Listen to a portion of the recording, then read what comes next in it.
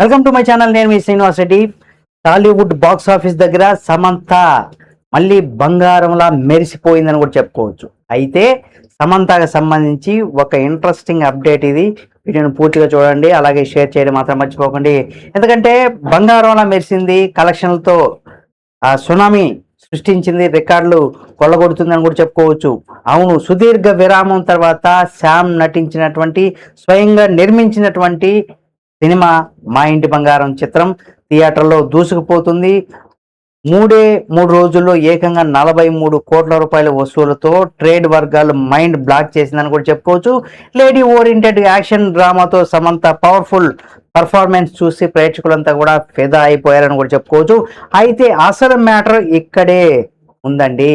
ఈ భారీ విజయాన్ని చూసినటువంటి మురిసిపోతున్నటువంటి సమంతకి మెగాస్టార్ చిరంజీవి గారు, అలాగే సురేఖ చిరంజీవి గారు సురేఖ దంపతులు సమంతను మరియు ఆమె భర్త రాజు నిడుమూరును కూడా తమ నివాసానికి ప్రత్యేకంగా ఆహ్వానించారు. అత్యంత ఆత్మీయంగా సత్కరించి నూతన వస్త్రాలతో పాటు ఒక పవిత్రమైనటువంటి శంఖాన్ని కానుకగా ఇచ్చారు, ఆశీర్వదించారు కూడా. అలాగే మెగాస్టార్ చూపినటువంటి ఈ ఆదరణ సమంత ఎమోషన్ అయిపోతూ మెగా బంగారం మూవ్మెంట్ ఫోటోలను సోషల్ మీడియాలో కూడా షేర్ చేశారు.